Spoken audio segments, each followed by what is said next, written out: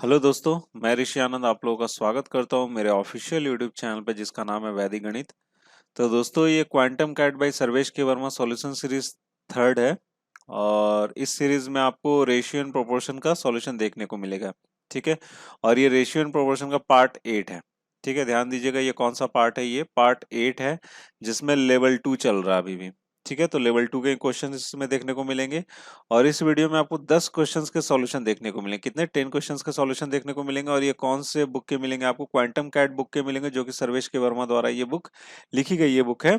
इसी बुक का आपको यहाँ पे सॉल्यूशन देखने को मिलेगा। तो दोस्तों इस वीडियो में जो 10 क्वेश्चंस है ना, बहुत ही इंपॉर्टेंट क्वेश्चंस है, बहुत ही अच्छे क्वेश्चन है। ऐसे क्वेश्चन फ्रिक्वेंटली एग्जामिनेशन में आपसे आपको पूछे जाते हैं।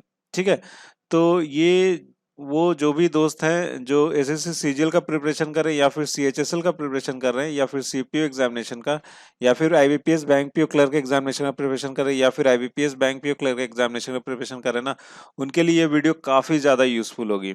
ठीक है, तो वो इस वीडियो को इग्नोर ना करें और इस वीडियो को शुरू से लेकर अंतिम तक देखें और बहुत ध्यान से समझें, क्योंकि मैंने बहुत सिंपल तरीके से समझाने की पूरी कोशिश की है और मैं ये पूरा मैं चाहता हूं कि आपको अच्छे से समझ में आ जाए ऐसे क्वेश्चन, क्योंकि ऐसे क्वेश्चन फ्रिक्वेंटली एग्जामिनेशन में पूछे जाते हैं। ठीक है ना? तो दोस्तों आपको इस वीडियो का जो पीडीएफ फॉर्मेट है वो नीचे डिस्क्रिप्शन बॉक्स में होगा, आप वहां से आप डाउनलोड करके रख सकते हो अपने फ्यूचर रेफरेंस के लिए। साथ ही साथ अगर आपने अभी तक मेरे टेलीग्राम चैनल को अगर सब्सक्राइब नहीं किया ना, तो टेलीग्राम चैनल को भी सब्सक्राइब कर लेना, वो भी आपको नीचे मिल जाएगा, आप वहां भी जुड़ सकते हो।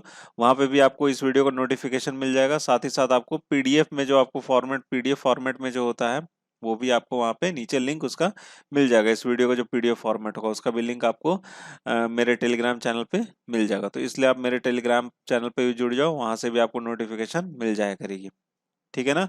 और अगर आप इस चैनल पे नए हैं तो मेरे इस चैनल को जरूर से जरूर सब्सक्राइब कीजिएगा और अगर आपको पसंद आता तो प्लीज यार लाइक भी जरूर करना और अपने दोस्तों के साथ भी शेयर जरूर करना। ठीक है, और मुझे अपना फीडबैक देना भी मत भूलना। आप जरूर से जरूर मुझे फीडबैक देना कि ये वीडियो आपको कैसा लगा, आपको कुछ समझ में आया कि नहीं आया, और अगर आपको पसंद आया तो यार शेयर जरूर करना अपने दोस्तों के साथ भी। ठीक है, चलिए एक इन्फॉर्मेशन और मुझे देनी है वो आपके लिए काफी ज्यादा यूजफुल है। आइए देख लेते वो इन्फॉर्मेशन क्या है। तो देखिए इन्फॉर्मेशन यही है। इन्फॉर्मेशन क्या है कि बम्फाड़ क्वेश्चन सीरीज, मैं एक नया सीरीज स्टार्ट करने वाला हूं और ये कमिंग संडे को हो सकता है इससे रिलेटेड वीडियो आ जाए या फिर नेक्स्ट वीक में आपको पक्का ये सीरीज के वीडियो देखने को मिल जाएंगे।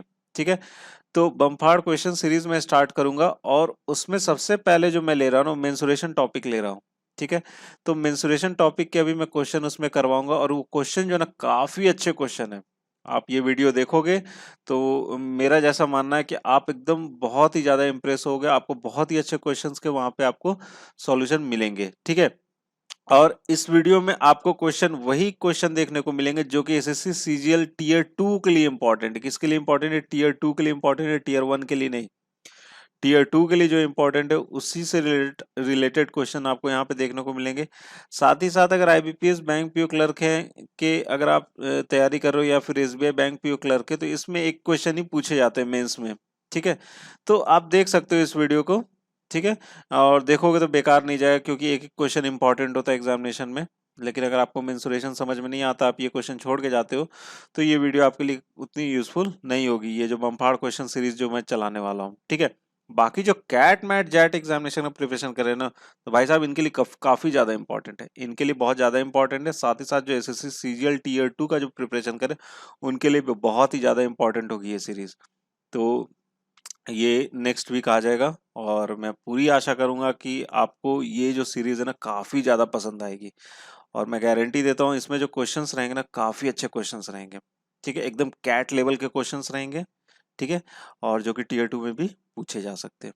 ठीक है, तो ये आ जाएगा आपको कमिंग संडे तक या फिर आपको नेक्स्ट वीक में तो पक्का ही आने वाला है। ठीक है, तो चलिए दोस्तों शुरू करते हैं जो हमारा रेशियो एंड प्रोपोर्शन का जो चल रहा है अभी, तो उसको शुरू किया जाए। पहला सवाल लेते हैं और उसके साथ उसका सॉल्यूशन भी देखते हुए आगे हम लोग बढ़ते हैं। ठीक है, चलिए।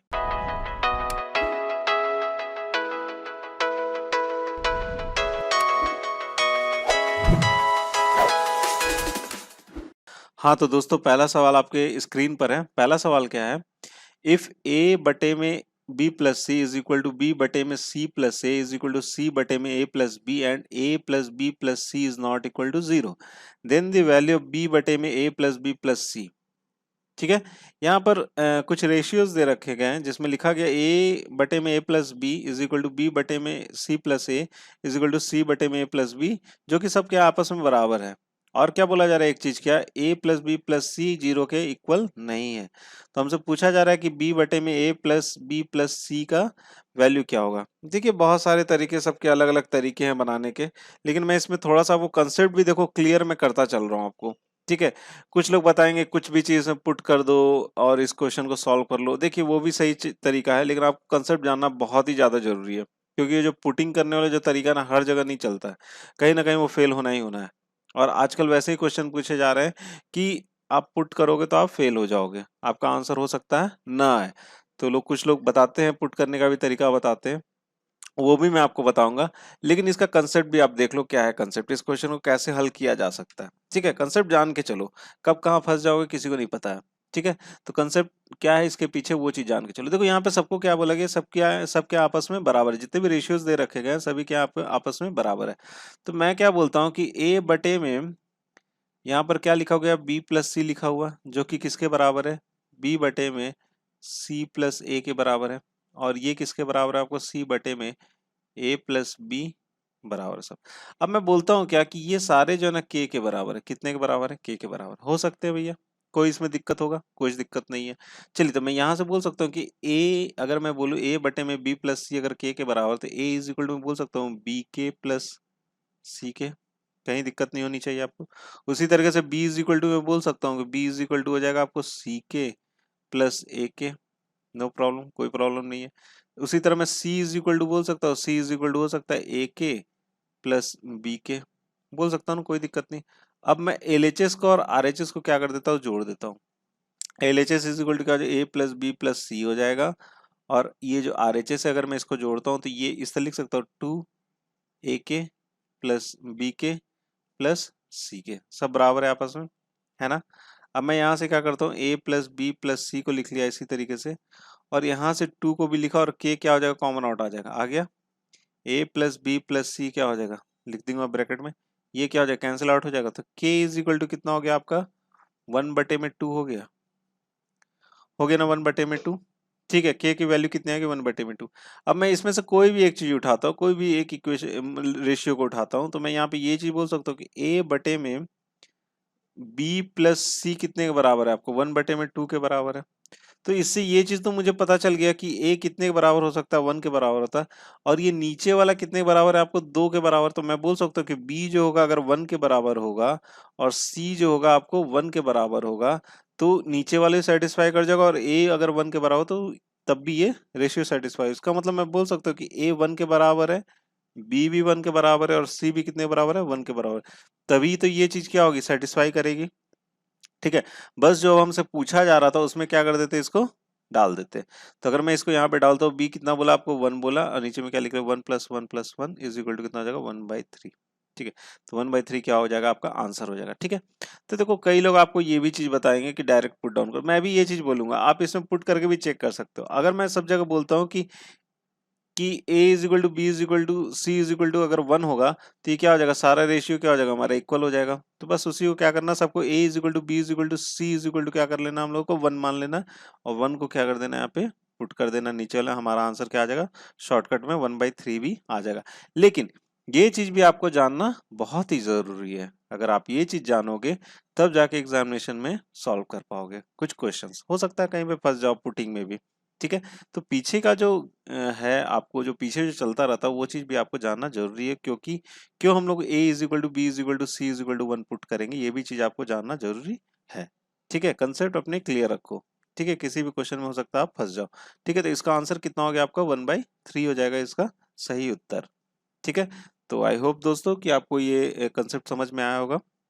सिंपल सा ही है, कोई और कोई अलग कंसेप्ट नहीं है ये। ठीक है, चलिए देखते हैं, अगला सवाल देखते हैं हम लोग। हाँ तो दोस्तों अगला सवाल आपकी स्क्रीन पर है। अगला सवाल क्या है, The ratio of the density of three kinds of petrol P1, P2 and P3 is 9:7:5 and the density of P1 is 18 gram per centimeter cubic centimeter and P1, P2, P3 are mixed in the ratio 6:5:4 by weight. If a liter of P3 costs rupees 40, then find the cost of P3 in 450 kg of mixture of P1, P2 and P3। ठीक है, सवाल को समझ लेते हैं। सवाल में क्या है कि रेशियो ऑफ डेंसिटी ऑफ तीन काइंड के पेट्रोल हैं, एक तो आपको P1, P2 एंड P3 है, जिनका रेशियो क्या है, डेंसिटी का रेशियो क्या है आपको 9:7:5 है। ठीक है, अब क्या बोला गया कि P1 की जो डेंसिटी है वो कितनी है, 18 ग्राम प्रति क्यूबिक सेंटीमीटर है। ठीक है, और उसके बाद क्या बोला जा रहा है कि अब हम P1, P2 और P3 को क्या कर देते हैं, मिक्स कर देते हैं। और कौन से रेशियो में मिक्स करते हैं, बाय द वेट 6, 5 और 4 के रेशियो में। ठीक है, अब क्या बोला जा रहा है कि if A litre of P3, जो P3 का कॉस्ट है वो कितना आपको 40 है। ठीक है, then find the cost of P3 in 450 kg। हमको 1 लीटर का जो कॉस्ट कितना पड़ रहा है, आपको 40 रुपए पड़ रहा है। और P3 जो हमने मिलाया है 450 kg के मिक्सचर में, उसमें P3 का कितना कॉस्ट होगा, ये चीज हमसे पूछा जाए। जो हमारे पास मिक्सचर है 450 kg का, उसमें P3 का क्या कॉस्ट होगा, ये चीज यहाँ पे हमसे पूछा जा रहा है। समझ गए होगे इस सवाल को? तो चलिए हल करते हैं इस सवाल को। तो देखिए यहाँ पे तीन तरह के पेट्रोल है ना। अच्छा, एक चीज और समझ लो, बहुत लोगों को ये चीज नहीं पता होगा, डेंसिटी बराबर कितना होता है, मास बटे में वॉल्यूम होता है। ठीक है, ध्यान रखिएगा, ये क्या आपको मास है और नीचे में क्या आपको वॉल्यूम है। ठीक है, तो डेंसिटी इज इक्वल टू होता है मास बटे में वॉल्यूम। आप यहाँ से ही पहचान सकते हो, ये जो यूनिट है ग्राम है, ग्राम क्या होता है आपको मास में होता है, और क्यूबिक सेंटीमीटर क्या होता है आपका वॉल्यूम होता है। ठीक है, वॉल्यूम का यूनिट क्यूबिक सेंटीमीटर होता है और मास का यूनिट क्या होता है आपको यहाँ पे ग्राम होता है। समझ गए होगे इस सवाल को, इस चीज को, डेंसिटी को।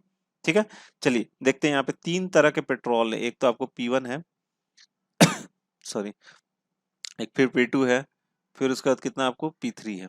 ठीक है, अब इनका डेंसिटी का रेशियो है। ठीक है, यहाँ पर क्या आपको डेंसिटी का क्या है आपको रेशियो है, डेंसिटी का रेशियो है। सबसे पहले मैं डेंसिटी का रेशियो लिख रहा हूँ। क्या है डेंसिटी का रेशियो, ये 9 है, ये 7 है और ये कितना आपको 5 है। ठीक है, अब क्या बोल रहा है कि the density of P1, P1 की डेंसिटी कितनी है। अब देखो ऊपर में रेशियो है और नीचे में क्या दे रखा गया आपको डेंसिटी। तो P1 की डेंसिटी कितनी है, 18 ग्राम पर क्यूबिक सेंटीमीटर है ना। तो 9 रेशियो आपका P1, अगर P1, P2, P3 का रेशियो कितना, डेंसिटी रेशियो कितना है, 9, 7 और 5। डेंसिटी P1 का कितना है आपको 18 दिए हुए, तो 9 को मैं बोल सकता हूँ 9 कितने के बराबर है आपको, 18 के बराबर है, तो 1 कितने के बराबर हो जाएगा, 2 के बराबर हो जाएगा। तो उसी तरीके से अगर मैं इसमें 2 से गुना कर दूं तो हमारा आ जाएगा, इसका डेंसिटी कितना हो जाएगा आपका 14 ग्राम पर सेंटीमीटर क्यूबिक सेंटीमीटर बोल सकते हैं ना। ठीक है, उसी तरीके से इसमें भी 2 से अगर मैं गुना कर दूं तो इसको कितना हो जाएगा आपको 10 ग्राम पर क्यूबिक सेंटीमीटर। ठीक है, बोल सकते हैं। आ गया डेंसिटी, तीनों का डेंसिटी आ गया। ठीक है, अब आगे बढ़ते हैं।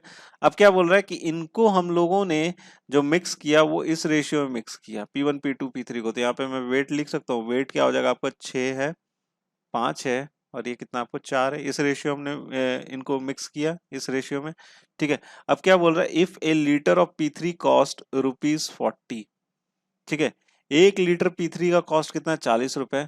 अब हमारे P3 कितना कितना टोटल मिक्सचर कितना, 450 बाई वेट। ठीक है, 450 है। तो हमारे पास टोटल रेशियो तो दे रखा है 6, 5 और 4 का रेशियो। हमको किसका बात करना, P3 का बात करना। P3 का अगर हम इनको निकालना 750 में P3 कितना है तो हम निकाल सकते हैं ना। टोटल कितना 750। अब इन तीनों को जोड़ देंगे कितना हो जाएगा, 6, 4, 10, 5, 15। आप ये जानते होगे इसको निकालना, इंटू कितने से करना पड़ेगा हमको, ये चीज निकालना है ना, तो 4 से गुना कर देंगे, 4 इधर कर दिया, हो गया। ये कितना हो जाएगा, 15 3 45 हो जाएगा, ये कितना हो जाएगा 30। तो ये कितना हो जाएगा आपका यहाँ से 120 kg हमारा क्या है P3 है। इसमें कितना है 120 kg हमारा क्या है P3 है। ठीक है, 120 kg हमारा क्या है आपको P3 है। अच्छा, टोटल आपको डेंसिटी कितना है, टोटल डेंसिटी हमारा है 10 ग्राम पर सेंटीमीटर क्यूब। 10 ग्राम कितना है पर सेंटीमीटर क्यूब है। अब हमने क्या निकालना पड़ेगा, वॉल्यूम निकालना पड़ेगा ना, कितना वॉल्यूम है। ठीक है, वॉल्यूम से हम लोग निकालेंगे ना इसका प्राइस। तो वॉल्यूम निकालना पड़े तो वॉल्यूम इस फॉर्मूले से अगर जाते तो इस फॉर्मूले से क्या बोल सकते हैं, वॉल्यूम इज इक्वल टू क्या होता है, मास बटे में डेंसिटी। ठीक है। मास कितना आया, 120 केजी आया, और डेंसिटी कितना आपको इसका 10 ग्राम है। ठीक है, तो डिवाइड कर दिए तो कितना हो जाएगा आपका 12 क्यूबिक सेंटीमीटर। ठीक है, सेंटीमीटर क्यूबिक। ठीक है। अच्छा, कॉस्ट कितना आपको, 1 लीटर का कॉस्ट कितना है, 40 है। तो टोटल कॉस्ट कितना हो जाएगा, total cost is equal to हो जाएगा 12 इंटू क्या कर लेंगे हम लोग 40, कितना हो जाएगा ये 480 रुपए। कितना आ जाएगा 480 रुपए। मतलब P3 का कॉस्ट कितना पड़ा हमको 480 रुपए। तो बी ऑप्शन क्या हो जाएगा यहाँ से करेक्ट हो जाएगा। ठीक है फ्रेंड्स। तो फ्रेंड्स आई होप आपको ये क्वेश्चन समझ में आया होगा। चलिए बढ़ते हैं, अपना अगला सवाल देखते हैं अब हम लोग। हाँ तो दोस्तों अगला सवाल आपकी स्क्रीन पर है। अगला सवाल क्या है कि 3 persons Amar Akbar Anthony agree to pay their hotel bills in the ratio of 3:4:5। Amar pays the first day's bill which amounts 26.65 rupees.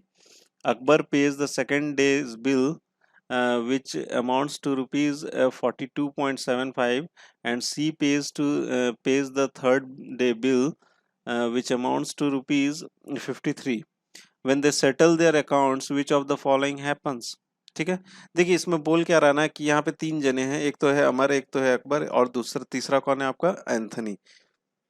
ये तीनों एग्री हुए किसी होटल के बिल को इस रेशियो में देने के लिए 3:4:5। ठीक है। अमर ने पहले दिन दिन का बिल दिया, उसने कितना दिया 26 रुपए 65 पैसे। ठीक है। अकबर ने दूसरे दिन का बिल दिया, उसने कितना दिया 42 रुपए 75 पैसे। और एंथनी ने तीसरे दिन का बिल दिया, कितना दिया आपको 53 रुपीज दिया। ठीक है। तो पूछा जा रहा है कि उन्होंने सेटल अपना अकाउंट जो मतलब जिस तरह से उन्होंने सोचा था, जिस रेशियो में उन्होंने सोचा था, तो वो किस तरह से उन्होंने सेटल किया। When they settle their accounts which of the following happens, मतलब इनमें से इन 4 ऑप्शन में से क्या हुआ होगा जिस वजह से उन्होंने अपना अकाउंट्स को सेटल किया होगा। ठीक है। चलिए बनाते हैं इसको। देखो सबसे पहले तो देख लेते कि सबसे पहले कौन है आपका अमर है। ठीक है। यहाँ पे लिख लिया हमने अकबर। ठीक है। और इधर में क्या है आपका एंथनी है। ठीक है, एंथनी हो गया इधर। ठीक है। अच्छा, अब ये कौन से रेशियो में दे रहे हैं, इनका रेशियो क्या है, आपको पैसे देने का रेशियो कितना, अमर 3 देगा, अकबर 4 देगा, और ये कितना देगा आपको 5 देगा। ठीक है। अच्छा, टोटल होटल का बिल कितना हुआ होगा। टोटल अगर मैं आपसे बोलूं कि टोटल ये 3 दिन का जो बिल था, टोटल बिल कितना हो सकता, तो टोटल बिल मैं बोल सकता हूँ पहला दिन अकबर ने कितना दिया, अमर ने कितना दिया था 26.65। ठीक है। और फिर उसके बाद अकबर ने कितना दिया था आपको 42 रुपए 75 पैसे। ठीक है। फिर उसके बाद इसने थर्ड बिल जो था वो एंथनी ने दिया, तो कितना दिया था 53 रुपीज। ठीक है। सबको जोड़ देते हैं तो कितना, 7 3 10 3 13, एक 14 हो जाएगा ना। सबको जोड़ देते इधर लिख लेंगे हम लोग 40, और इधर कितना आ जाएगा 6 7 8 9 10 11 1 12 122 रुपये हो जाएगा। ठीक है। तो टोटल होटल का बिल कितना है आपको 122 रुपए 40 पैसे। ठीक है भैया, 122 रुपए 40 पैसे। अब इन्होंने क्या सोचा था कि ये 122 रुपए 40 पैसे हम लोगों को 3:4:5 के रेशियो में बांटना है। तो हम चलिए सबका बांट लेते हैं। टोटल कितना, अगर मैं बोलूं अमर का अगर हमें निकालना पड़े, तो अमर का अगर हम लोगों को निकालना पड़ेगा तो अमर का हम लोग कैसे निकालेंगे, अमर का कैसे निकल जाएगा, अमर का कितना बिल होना चाहिए, तो उसको हम लोग ऐसे निकाल सकते हैं 122 रुपए 40 पैसे तो टोटल बिल है। तीनों को जोड़ देंगे कितना हो जाएगा 5 4 9 3 12। अमर को कितना देना, भाग देना आपको 3 भाग ही देना। अकबर को कितना देना है 122 40 पैसे, चौथा भाग लेना देना है बटे में 12। और एंथनी को कितना देना है 122.40 इंटू 5 बटे में कितना, इतना देना है। एंथनी को इतना देना है। इसका निकाल लेते ये हो जाएगा 4 से चला जाएगा, ये कितना हो जाएगा 4 3 12, 30 रुपए 60 पैसे देने हैं किसको, अमर को। 30 रुपए 60 पैसे देने हैं अमर को।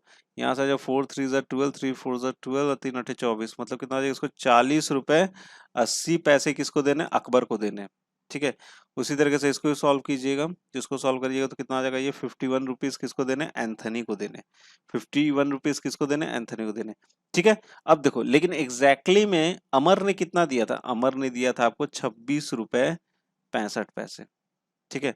और अकबर ने कितना दिया था, अकबर ने दिया था 42 रुपए 75 पैसे। ठीक है। और एंथनी ने कितना दिया 53 रुपीज दिया था। ठीक है। तो सबसे कम किसने दिया था, अमर को देना था 30 रुपए 60 पैसे। ठीक है। लेकिन उसने भाई साहब ने कितने दिए 26 रुपए 65 पैसे। और इसने क्या दे दिया आपको, अकबर को 40 रुपए 80 पैसे बनते, लेकिन उसने क्या दे दिया, ज्यादा दे दिया। ठीक है। उसी तरह से एंथनी के 51 रुपए बनते, उसने कितना दे दिया, 53 रुपए दे दिया, मतलब 53 रुपीज उसने क्या कर दिया, ज्यादा दे दिया। तो क्या करना पड़ेगा, अमर को इन दोनों को देने पड़ेंगे ना पैसे, बराबर करने के लिए देने पड़ेंगे, सेटल करने के लिए देने पड़ेंगे। तो कितने देने पड़ेंगे, तो देखो यहाँ से माइनस कर देते हैं, तो ये हो जाएगा 5 और ये कितना हो जाएगा आपको 9 हो जाएगा। ठीक है। और यहाँ से कितना आ जाएगा आपका, इधर से इसको माइनस करेंगे तो ये आ जाएगा आपका 3.95 आ जाएगा। मतलब अमर को कितना देना पड़ेगा, 3 रुपए 95 पैसे इन दोनों को देने पड़ेंगे, 3 रुपए 95 पैसे टोटल देने पड़ेंगे। इसका मतलब क्या है कि इसको कितना देना पड़ेगा आपको, 2 रुपए देने पड़ेंगे। ठीक है, एंथोनी को कितने देने पड़ेंगे, 2 रुपए देने पड़ेंगे, भाई 2 रुपए देने पड़ेंगे ना, इसने एक्स्ट्रा दे दिया 2 रुपए, तो इसको 2 रुपए लौटाने पड़ेंगे। तो 3 रुपए 95 पैसे में से 2 रुपए उसने किसको दे दिए, एंथोनी को दे दिए। तो 1 रुपए 95 पैसे किसको देने पड़ेंगे, अकबर को देने पड़ेंगे। ये किसको देने पड़ेंगे, आपको अकबर को देने पड़ेंगे। तो देख लो यहाँ से 1 रुपए 95 पैसे अगर इसको देता है, 1 रुपए 95 पैसे, तो यहाँ पे 1 रुपए 95 पैसे जोड़ो तो आ जाएगा ना आपको 42 रुपए 75 पैसे। उसी तरीके से यहाँ पे 2 जोड़ो तो आ जाएगा 53 रुपए। तो देखो कौन सा आपको, अमर गिव्स अकबर रुपीज 1 रुपए 95 पैसे एंड एंथनी को कितना देगा, 2 रुपए। तो कौन सा ऑप्शन सही हो जाएगा हमारा, सी ऑप्शन क्या हो जाएगा यहाँ से, करेक्ट हो जाएगा। ठीक है दोस्तों, समझ गए होगे सवाल को। देखिए जो होटल वगैरह में जाते हैं ना दोस्त लोग खाने पीने के लिए, जैसे हम भी जाया करते थे, तो हम लोग इसी तरह से बंटवारा किया करते थे। ठीक है, आप लोग भी जाते होगे तो इसी तरह से करते होगे बंटवारा। ठीक है। तो जो ये सब चीज कर रखे हैं ना, होटल वगैरह रेस्टोरेंट वगैरह में जाते थे अपने दोस्तों के साथ, तो उनको बहुत आसानी से ये समझ में आ जाएगा और इसको ऐसे क्वेश्चन को बहुत आसानी से वो सॉल्व कर देंगे। ठीक है ना। तो चलिए दोस्तों अगला सवाल देखते हैं। अगला सवाल क्या है। हाँ तो दोस्तों अगला सवाल आपकी स्क्रीन पर है। अगला सवाल क्या है, find the value of x if 14x-4 is to 8x-1 is equal to 3x plus 8 is to 9x plus 5। ठीक है। तो यहाँ पे x की वैल्यू निकालनी है हमें, एक रेशियो दे रखा गया, तो इसको मैं ऐसे लिख सकता हूँ क्या, 14x-4 बटे में कितना लिख लेंगे यहाँ पे 8x-1 इज इक्वल टू कितना हो जाएगा 3x+8 अब बटे में कितना हो जाएगा 9x+5। ठीक है, यही है हमारा। अब इसमें से हमको क्या निकालना है, एक्स की वैल्यू निकालनी है। देखो कुछ भी कर सकते हैं यार, इसको क्रॉस मल्टीप्लाई करोगे सॉल्व कर लोगे, लेकिन जैसे ही क्रॉस मल्टीप्लाई करोगे तो क्या आ जाएगा आपका यहाँ पे एक्स स्क्वायर हो जाएगा, क्वाड्रेटिक इक्वेशन बन जाएगा। तो सबसे सिंपल सा तरीका है यार, कोई भी ऑप्शन उठाओ उसको पुट करके देखो, अगर सेटिस्फाई हो जाता है तो आपका क्या हो जाएगा, वही आंसर हो जाएगा, वही ऑप्शन क्या हो जाएगा, उसका आंसर हो जाएगा। तो चलिए मैं एक काम करता हूँ, बी ऑप्शन इसका सही उत्तर है, इसी को मैं पुट करके आपको दिखाता हूँ कैसे चेक करना है। एक एक करके ऑप्शन को पुट करके देखना, अगर L H S is equal to R H S आ गया तो वही ऑप्शन क्या हो जाएगा, आपका सही हो जाएगा। चलिए 1/2 इसका क्या है, सही उत्तर है, तो मैं उसको पुट करके देखता हूँ। यहाँ पे x की जगह 1/2 लिखा तो कितना हो जाएगा, 7-4 हो जाएगा, 2 7 14 हो जाएगा। अच्छा ये कितना हो जाएगा, 4-1 हो जाएगा। ठीक है। अब इधर दोनों को साथ साथ लेके चल रहे हैं, तो इसको मैं ऐसे लिख सकता हूँ 3/2 प्लस 8 हो जाएगा, और ये कितना हो जाएगा 9/2 प्लस 5 हो जाएगा। इसको और मैं इस तरह लिख सकता हूँ 8 दूनी 16 दूनी 19, 19/2 लिख सकता हूँ। ठीक है। 5 दूना 10, इसको भी लिख सकता हूँ 19/2। ठीक है। यहाँ पर कितना आ जाएगा 3/3, ये दोनों कट गया, कितना बचा 1, और इधर में कितना था आपको, 2 भी कैंसिल, 19 भी कैंसिल, तो कितना आ जाएगा 1। तो इसका मतलब सेटिस्फाई कर गया, LHS is equal to RHS हो गया। इसका मतलब बी ऑप्शन क्या है यहाँ से हमारा करेक्ट है। ठीक है दोस्तों, चलिए अब अगला सवाल देखते हैं हम लोग।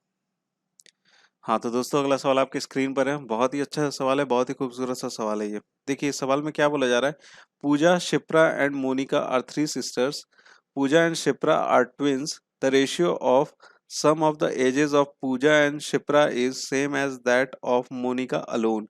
3 years earlier the ratio of age of Pooja and Monica was 2:7.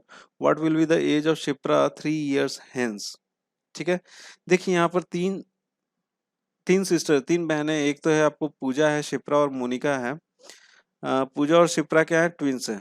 मतलब पूजा और शिप्रा अगर ट्विंस हैं तो मैं बोल सकता हूँ कि पूजा और शिप्रा का जो उम्र होगा वो क्या होगा, सेम होगा। अगर ट्विंस है तो दोनों का उम्र क्या होगा आपको, सेम होगा अगर ट्विंस है तो। ठीक है। अब क्या बोला, Pooja Shipra and Monica are 3 sister, Pooja and Shipra are twins. ठीक है, ट्विंस है। The ratio of sum of ages of Pooja and Shipra, अगर बोल रहा है पूजा और शिप्रा का एज का सम वो किसके बराबर है, मोनिका के अकेले के बराबर है। ठीक है, मोनिका के अकेले बराबर। ठीक है। अब क्या बोला, 3 years earlier the ratio of Pooja, अब बोला 3 साल पहले पूजा 3 साल पहले, और क्या बोला मोनिका का 3 साल पहले, तो दोनों का रेशियो कितना आपको, दोनों का रेशियो आपको 2:7 है। दोनों का रेशियो कितना आपको 2:7 है। क्लियर है यहाँ पे, ठीक है ना। तो दोनों का रेशियो दे रखा है 3 साल पहले का, ठीक है। अब यहाँ पर क्या बोले, शिप्रा का जो है ना, शिप्रा और पूजा का क्या है आपको सेम है, तो मैं ऐसा नहीं लिख सकता हूँ कि दोनों का सेम है तो इसका मतलब पी के बराबर है। तो मैं बोल सकता हूँ कि मोनिका का जो होगा ना वो किसने के बराबर होगा, 2p के बराबर हो जाएगा, ठीक है। चलो इसको क्रॉस मल्टीप्लाई कर देते, ये हो जाएगा 7p, इधर कितना हो जाएगा 21, और इधर कितना हो जाएगा 2m माइनस 6 हो जाएगा। क्लियर है, m की जगह पे 2p पुट कर दो तो ये हो जाएगा 7p माइनस 21, और यहाँ पर आ जाएगा आपको 2 अगर पुट किया तो क्या हो जाएगा 4p हो जाएगा माइनस 6 हो जाएगा, ठीक है। ये कितना 3p, और इधर कितना लिख सकते हैं 15 लिख सकते हो, तो p इज इक्वल टू कितना हो जाएगा 3×5 = 15 हो जाएगा। तो p की वैल्यू कितना आ गई, पूजा का कितना उम्र है आपको 5 साल है, ठीक है। अब क्या पूछ रहा है, what will be the age of Shipra 3 years hence, मतलब 3 साल बाद शिप्रा की उम्र क्या होगी।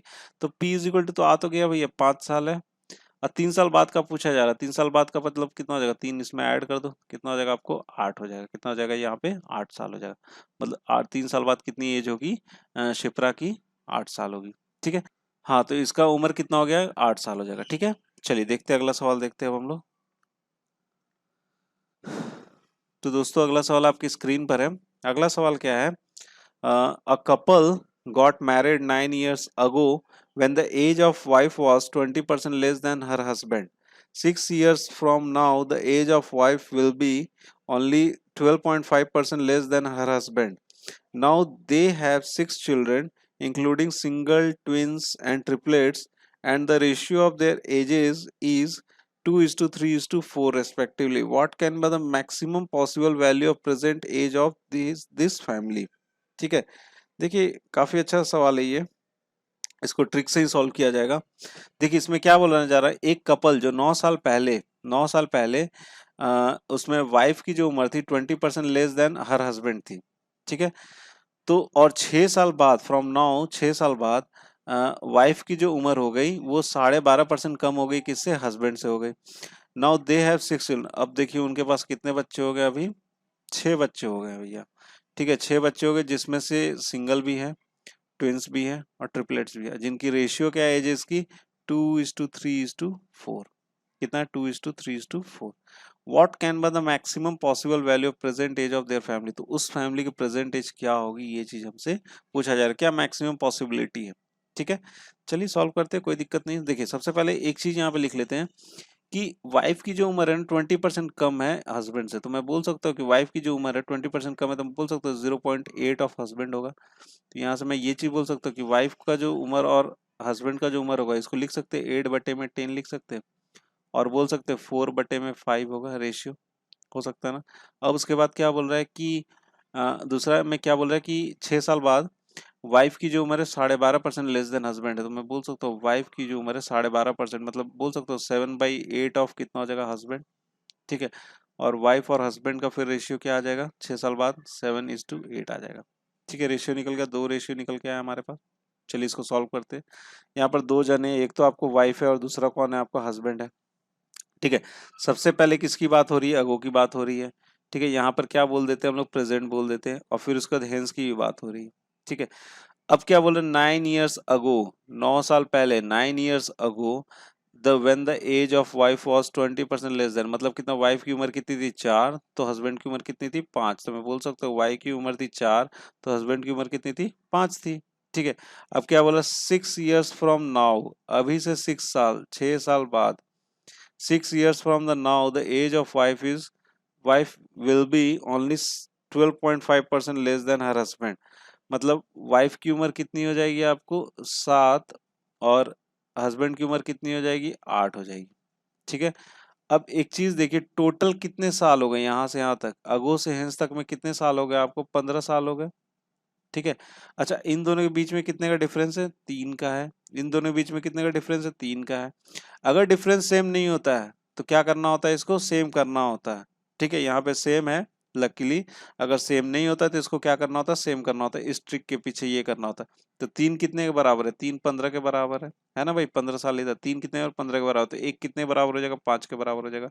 ठीक है, आ गया 5 के बराबर, तो इसको 5 से इधर गुना कर दो और इसको भी 5 से गुना कर दो, कितना हो जाएगा ये 20 और ये कितना हो जाएगा आपको 25। मतलब क्या है कि 9 साल पहले वाइफ की उम्र थी 20 साल और हस्बैंड की उम्र कितनी थी 25 साल। तो प्रेजेंट में कितनी हो जाएगी, तो 20 और इसमें 9 जोड़ दो तो कितना हो जाएगा 29। प्रेजेंट में कितनी उम्र है वाइफ की, 29 साल है, और इसमें 9 साल जोड़ दो तो कितना हो जाएगा ये 34 साल। हस्बैंड की उम्र कितनी है, 34 साल है। ठीक है, आ गया भैया, ये क्वेश्चन सॉल्व हो गया। ठीक है ना। चलिए अब देखते हैं, अब यहाँ पे बच्चों का आता है। ठीक है, अब यहाँ पे क्या आता है, बच्चों का आता है। तो बच्चों का जो उम्र है वो इस रेशियो में 2:3:4। अब पूछा जा रहा है कि मैक्सिमम पॉसिबिलिटी क्या है सबके टोटल उम्र की। तो टोटल अगर मैं बोलूं, टोटल अगर मैं लेता हूं, टोटल इज इक्वल टू, मैं बोलूं सबसे पहले पति का ले लिया, कितना हो गया आपको 34 साल। फिर उसके बाद वाइफ का ले लिया, हो गया कितना 29 साल। अब क्या करना है, एक एक करके बच्चों का लेना है। तो देखो अगर मैं बोलता हूँ कि 9 साल, 9 साल पहले उनकी शादी हुई थी। ठीक है, प्रेजेंट से हमको करना है कंपेयर। तो अगर के चलो, मान के ही चल सकते हैं, अभी तो इसमें पॉसिबिलिटी पूछी जा रही है। 1 साल बाद उनका बच्चा होता है, 1 साल बाद उनका क्या होता है, बच्चा होता है, और मैक्सिमम पॉसिबिलिटी बोला जा रहा है एज का। और उनका जो बच्चा होता है, और मैंने बोल दिया क्या हो गया भैया, उनका ट्रिपलेट हो गया। कितना हो गया उनका, ट्रिपलेट हो गया। तो 9 में से अगर एक माइनस करें तो कितना बचेगा, वहां पे 8 बचेगा ना। तो ट्रिपलेट की उम्र कितना मैं बोल सकता हूँ, 8 साल बोल सकता हूँ मैक्सिमम। ठीक है, अब उसके बाद क्या हुआ, फिर उसके 2 साल बाद, 1 साल बाद नहीं हुआ, फिर से 2 साल के बाद फिर कौन सा हो गया उनका, ट्विंस हो गया। कौन सा हो गया, ट्विंस हो गया। तो ट्विंस हो गया तो उसको कितना लिखेंगे यहाँ पे, फिर उसके 2 साल बाद, देखो 8 के बाद 2 साल बाद मतलब कितने साल वो रहा होगा, 6 साल। हम प्रेजेंट से देख रहे हैं ना। तो 8 के बाद 2 साल बाद हो, मतलब 6 साल। कितने ट्विंस हो जाएंगे, 2। ठीक है, अब उसके 2 साल बाद फिर बच्चा हुआ उनको, मतलब 6 साल अभी इधर से ये ट्विंस 6 साल तक रहे। फिर 2 साल बाद फिर उनको बच्चा हो तो मतलब 4 साल रहेगा ये सिंगल वाला, एक हो गया। ठीक है, इन सबको चलो जोड़ते हैं, ये हो जाएगा 34 और इधर कितना हो जाएगा 29 और इधर हो जाएगा 8×3 = 24 और ये हो जाएगा 12 और ये कितना हो जाएगा 4 हो जाएगा। सबको जोड़ते हैं तो ये हो जाएगा 9×4 = 13, 4 17, 18, 19, 4 23। इसको सबको जोड़ेंगे तो कितना आ जाएगा आपको यहाँ से 103 ईयर्स। कितना आ जाएगा 103 ईयर्स। तो कौन सा ऑप्शन सही हो जाएगा हमारा, बी ऑप्शन क्या हो जाएगा यहाँ से सही हो जाएगा। ठीक है, इसे मैक्सिमम बोला जा रहा था इसलिए मैंने ये जो ट्रिपलेट्स हुए थे उनको 8 साल ले लिया। उसके बाद मैंने मैक्सिमम लिया, इसको अगर मैं इधर लेता, लास्ट में लेता तो क्या हो जाता, मिनिमम हो जाता ना। तो मैंने मैक्सिमम लेके चला, मैक्सिमम पूछा ही जा रहा था हमसे। ठीक है, चलिए, हो सकता है आपको ये समझ में आ गया होगा। आई होप फ्रेंड्स ये क्वेश्चन आपको क्लियर हो गया होगा। ठीक है, चलिए अगला सवाल देखते हैं। हाँ तो दोस्तों, अगला सवाल आपके स्क्रीन पर है और ये भी सवाल काफी अच्छा सवाल है। यहाँ पर क्या बोला जा रहा है, the price of necklace varies directly as the number of pearls in it. ठीक है, फिर उसके बाद क्या बोला जा रहा है, also it varies directly as the square root of radius of a pearl. The price of necklace was ₹150 when it had 75 pearls each of radius 1 centimeter. Find the radius of pearl of a necklace having 100 pearls whose cost is ₹600। ठीक है, देखिए यहाँ पर क्या बोला जा रहा है ना कि नेकलेस का जो प्राइस है ना वो डायरेक्टली प्रोपोर्शनल है किससे, नंबर ऑफ पर्ल्स के। ठीक है, तो मैं यहाँ पे ऐसे लिख सकता हूँ कि प्राइस जो है ना वो डायरेक्टली प्रोपोर्शनल है किससे, नंबर ऑफ पर्ल्स, कितने उसमें पर्ल्स लगे, कितनी मोतियां लगे हुए हैं, उससे क्या है आपको डायरेक्टली प्रोपोर्शनल है। ठीक है, और क्या बोला जा रहा है कि also it varies directly square root of the radius of pearl. जो भी इसमें पर्ल्स लगे हुए ना रेडियस सबके रेडियस से भी square root of the radius, मतलब स्क्वायर रूट ऑफ रेडियस से क्या है आपको डायरेक्टली प्रोपोर्शनल है। ठीक है, पीआर मैंने इसको ले लिया। ठीक है, अब क्या बोला जा रहा है कि the price of necklace was ₹150 when it had, उस नेकलेस का प्राइस 150 होगा, कब होगा, जब उसमें 75 मोतियां लगी होंगी और ईच मोती का जो रेडियस होगा आपको 1 सेंटीमीटर होगा। ठीक है, then find the radius of the pearl of the necklace having, जब तो बताना हमें कि 100 पर्ल्स होने चाहिए, 100 मोतियां होनी चाहिए, जिसका कॉस्ट कितना होना चाहिए, 600 होना चाहिए, उसका रेडियस क्या होगा। ठीक है, उसका रेडियस क्या होगा, ये चीज यहाँ पे से पूछा जा रहा है। तो मैं यहाँ से बोल सकता हूँ कि प्राइस जो होगा वो K into P N into P R root under बोल सकते हैं ना। के क्या हो जाएगा हमारा, प्रोपोर्शनलिटी कांस्टेंट है, के क्या हमारा प्रोपोर्शनलिटी कांस्टेंट है। ठीक है, तो आ जाते हैं, जब इसका रेट कितना था आपको 150 रुपए था, कितना था 150 रुपए। ठीक है, के जे के तो यही लिख दिया। ठीक है, कितने नंबर ऑफ पल्स लगे हुए? 75। यहाँ पे क्या लिख लिया हमने? 75 लिख लिया, ठीक है। और रेडियस कितना आपको? ये √1 हो जाएगा, हो गया। तो के की वैल्यू में बोल सकता हूँ, के इज इक्वल टू कितना आ जाएगा? 2 आ जाएगा। के की वैल्यू कितनी आ जाएगी? 2 आ जाएगी ना, 75 2 से चला जाएगा, ठीक है। के की वैल्यू कितनी आ गई? 2 आ गई। अब पूछा जा रहा है कि रेडियस क्या होगा जबकि उसकी प्राइस कितनी है? 600 है। के की वैल्यू हमने निकाल ली है, 2 है, ठीक है। और नंबर ऑफ पल्स कितने? 100 है। और यहाँ पे आपका आ जाएगा √पी आर। क्या आ जाएगा? √P R. 0 0 कैंसिल आउट हो गए, ये कितना हो जाएगा? 2 3 जा 6। तो पी आर बराबर कितना हो जाएगा आपका? 9 सेंटीमीटर। पी आर बराबर कितना हो गया? 9 सेंटीमीटर। तो रेडियस ऑफ पर्ल क्या हो जाएगा आपका? 9 हो जाएगा, ठीक है। तो बी ऑप्शन क्या हो जाएगा यहाँ से? करेक्ट हो जाएगा, ठीक है फ्रेंड्स। फ्रेंड्स आई होप आपको ये क्वेश्चन समझ में आ गया होगा, ठीक है। चलिए बढ़ते हैं, अपना अगला सवाल देखते हैं।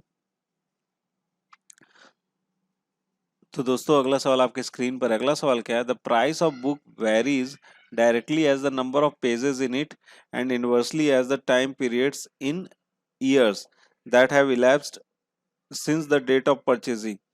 Two books cost the same, however, the number of pages in the first book is triple of the second book. If the first book is sold on 18 years ago, how long ago was the second book sold? ठीक है, sorry. देखिए यहाँ पर क्या बोला जा रहा है ना कि किसी बुक का प्राइस जो है ना वो वैरी करता है किससे? नंबर ऑफ पेजेस से। डायरेक्टली प्रोपोर्शनल होता है किससे? नंबर ऑफ पेजेस से होता है, ठीक है। और इनवर्सली प्रोपोर्शनल होता है टाइम पीरियड, ठीक है। कितने साल पहले वो बुक खरीदी गई है उसके हिसाब से उसका प्राइस क्या हो जाता है? वैरी करता रहता है, ठीक है। और ये सब क्या? इनवर्सली प्रोपोर्शनल है, ठीक है। प्राइस जो वो इनवर्सली प्रोपोर्शनल है किससे? टाइम पीरियड से। और डायरेक्टली प्रोपोर्शनल किससे? आपको नंबर ऑफ पेजेस से, ठीक है। तो बोल क्या रहा है कि दो बुक हैं जिनका कॉस्ट क्या? सेम है, ठीक है। हाउएवर नंबर ऑफ पेजेस, जो पहला बुक है ना उसमें नंबर ऑफ पेजेस क्या तिगुना है किससे? सेकंड बुक से। सेकंड बुक से तिगुना किसमें? फर्स्ट बुक में नंबर ऑफ पेजेस है।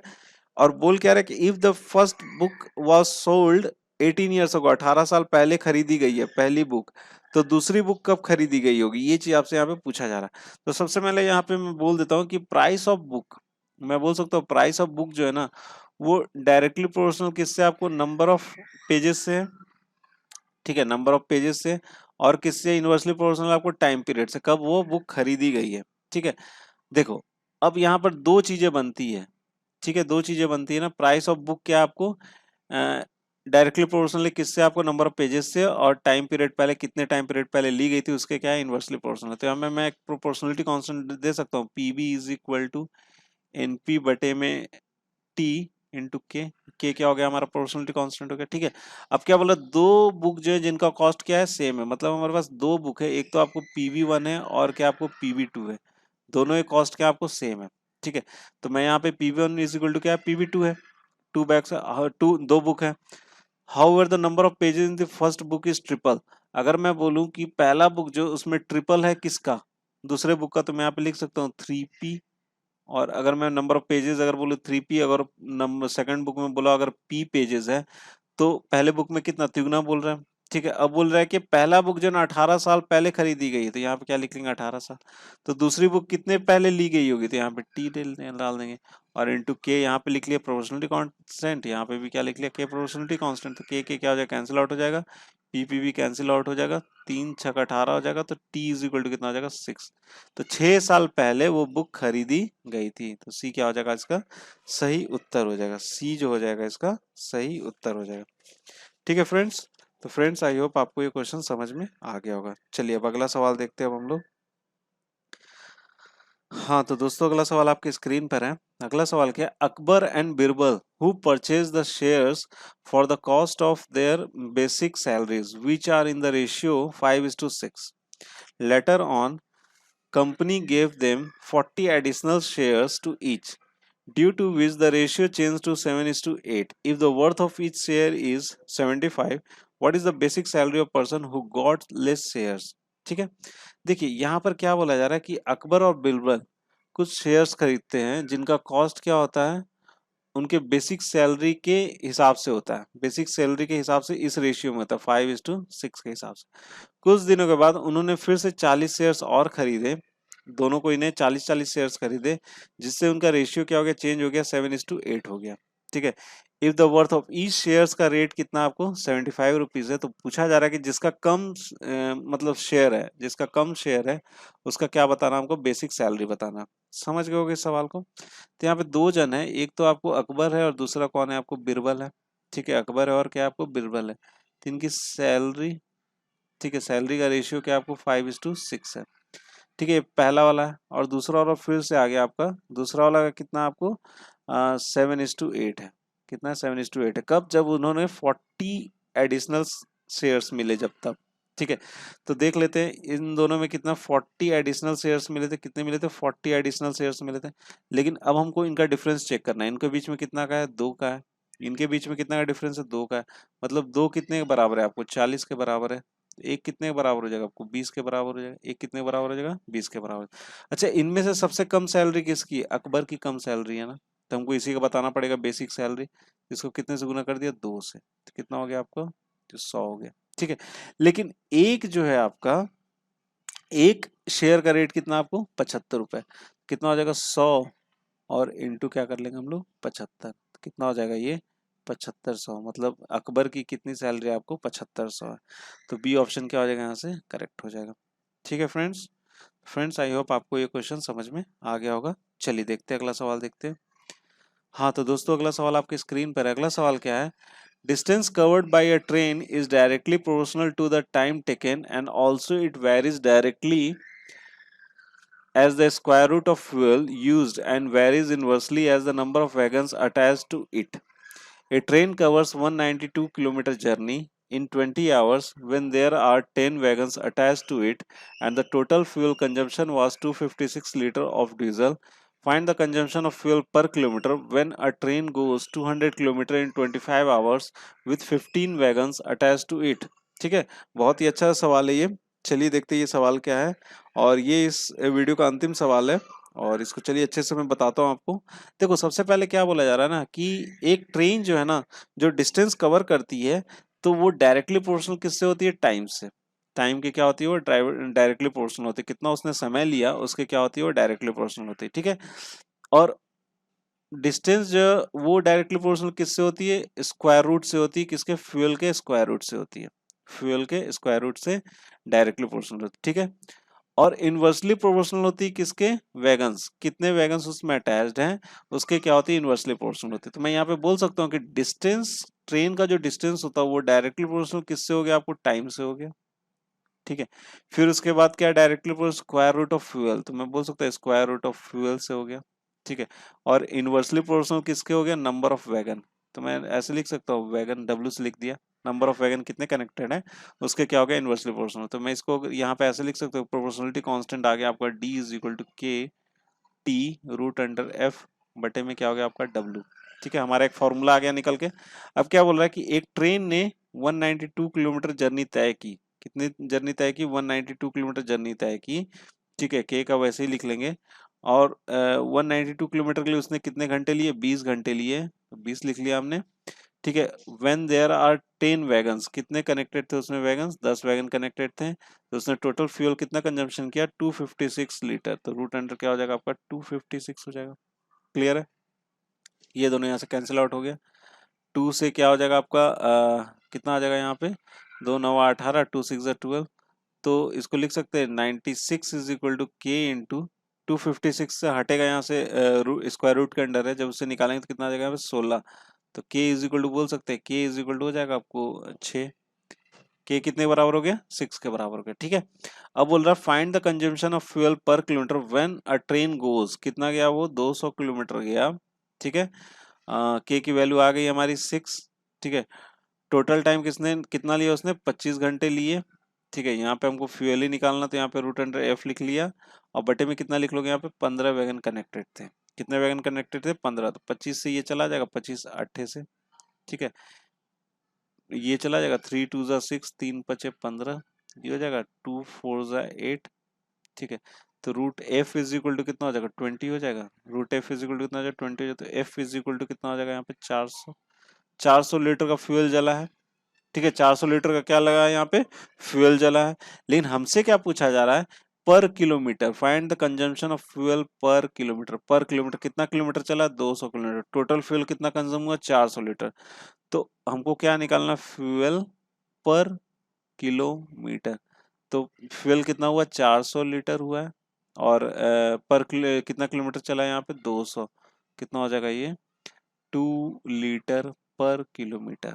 ठीक है, कितना हो जाएगा इसका जवाब, 2 लीटर पर किलोमीटर। तो कौन सा ऑप्शन सही हो जाएगा हमारा, बी ऑप्शन क्या हो जाएगा यहाँ से करेक्ट हो जाएगा। ठीक है फ्रेंड्स, तो फ्रेंड्स मैं आशा करता हूँ कि इस वीडियो में मैंने आपको जो 10 सवाल बताए हैं, 10 सवाल आपको पसंद आए होंगे और उनका सॉल्यूशन भी आपको काफ़ी ज़्यादा पसंद आया होगा और अच्छे से समझ गए होंगे। ठीक है, तो फटाफट आप मुझे कमेंट बॉक्स में कमेंट करके ज़रूर बताना कि आपको ये वीडियो कैसा लगा और इसके आपको सॉल्यूशन समझ में आए कि नहीं आए। ठीक है, और ये तो यार पक्का तय है, मैंने बहुत अच्छे से समझाया है। ठीक है, ये पूरा वीडियो में सारे ही सॉल्यूशन बहुत ही अच्छे से समझाया, आपको एकदम अच्छे से समझ में आ जाएगा। तो ऐसे क्वेश्चन जब भी आपको पूछे जाएंगे ना एग्जामिनेशन में, तो आप उसको छोड़ के नहीं आओगे, इतना तुम पक्का तय है। ठीक है, लेकिन अगर फिर भी आपको लगता है कॉन्फिडेंस बिल्डअप नहीं होता है, तो इसी वीडियो को फिर से देखना, फिर से रिपीट करना, तो आपका कॉन्फिडेंस क्या हो जाएगा, बिल्डअप हो जाएगा। और ऐसे क्वेश्चन जब भी पूछे जाएंगे ना परीक्षा में, तो आप आसानी से उसको हल कर पाओगे। ठीक है, तो दोस्तों आप जल्दी से मुझे कमेंट बॉक्स में कमेंट करके ज़रूर बताना, और अगर पसंद आया तो प्लीज़ यार लाइक ज़रूर करना, और अपने दोस्तों के साथ भी शेयर जरूर करना। और अगर आप इस चैनल पे नए थे तो यार सब्सक्राइब तो यार बनता है, छोड़ना मत, सब्सक्राइब करके ही छोड़ना। ठीक है, और शेयर भी करना यार अपने दोस्तों के साथ। ठीक है ना, तो चलिए दोस्तों ये वीडियो यहीं पे ख़त्म करते हैं, और नेक्स्ट वीडियो के साथ मैं फिर जल्दी ही हाजिर हूँगा आपके सामने।